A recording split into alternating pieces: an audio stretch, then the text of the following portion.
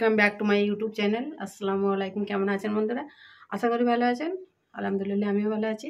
আজ আবারও চলে এসেছি সানা কিচেনের নতুন একটা রেসিপি নিয়ে, ক্রিসপি পটাটো ললিপপ। তার জন্য আমি এখানে 4টে বড় সাইজ আলুকে সেদ্ধ করে ম্যাশ করে নিয়েছি।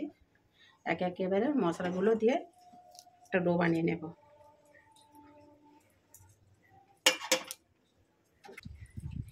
কাঁচা লঙ্কা দিয়ে দেব। ঝালটা যেমন ঝাল খাবেন তার মতন লঙ্কাটা দেবেন। আমি এখানে 2টো লঙ্কা দিয়েছি। ধনেপাতা কুচি, আর এখানে বন্ধুরা শুকনো মশলা আছে, চাট মশলা, ম্যাগি মশলা, কাশ্মীরি লাল লঙ্কা গুঁড়ো, জিরে গুঁড়ো, গরম মশলা আর লবণ দিয়ে দেব। 1/2 চামচ করে সব আছে। আদা রসুনের পেস্ট,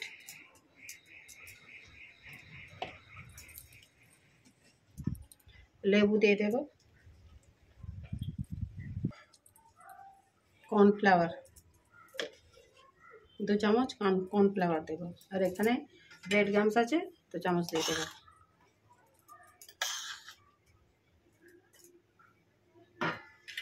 ভালো করে এবারে এটাকে মাখিয়ে নেব।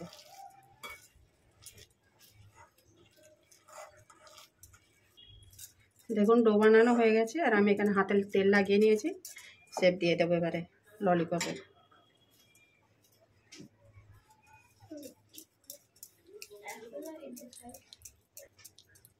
দেখুন এরকম গোল গোল করে ললিপপগুলো বানিয়ে নেব।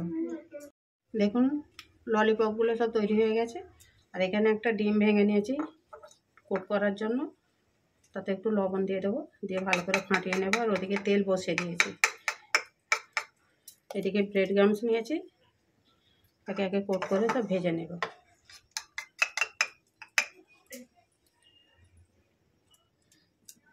ডিমে ডুবিয়ে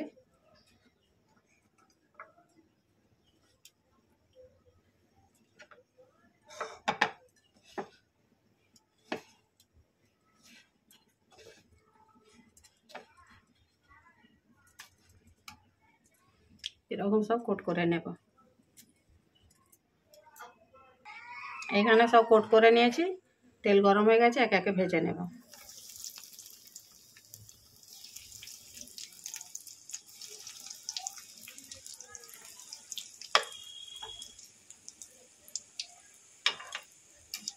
গ্যাস কিন্তু একেবারে মিডিয়াম টু লোতে আছে।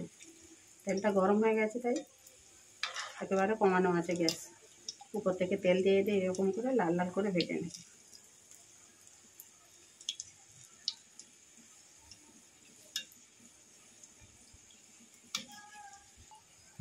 দেখুন লাল লাল করে ভাজা হয়ে গেছে, তুলে নেব এবারে। বন্ধুরা সঙ্গে থাকুন, ভিডিওটা কিন্তু কেউ স্কিপ করে দেখবেন না। বাড়িতে এরকম বানিয়ে খাবেন, খুবই ভালো লাগবে শীতের দিনে চায়ের সঙ্গে। পটাটো ললিপপ সঙ্গে থাকুন, সবগুলো ভেজে নেবে। বন্ধুরা দেখুন ললিপপগুলো একেবারে আমার সব ভাজা হয়ে গেছে। ললিপপে আমি এই টুথপিক নিয়েছি, নিয়ে এইভাবে আমি সাজিয়ে দিয়েছি। তো আমার এই ললিপপের রেসিপিটা কেমন হয়েছে কমেন্ট করে জানাবেন, লাইক শেয়ার করবেন। নতুন বন্ধু হলে চ্যানেলটাকে সাবস্ক্রাইব করে দেবেন, যাতে আমার নিত্য নতুন ভিডিও আপলোড করলে আপনার কাছে আগে নোটিফিকেশান পৌঁছে যায়। রেসিপিটা আমি আজ এখানেই শেষ করবো। আবারও আসবো সানা কিচেনের নতুন একটা রেসিপি নিয়ে। আপনারা ভালো থাকবেন, সুস্থ থাকবেন, সাপোর্ট করে যাবেন। ভালো লাগলে ছোট্ট করে একটা লাইক করে দেবেন। আল্লাহ হাফেজ।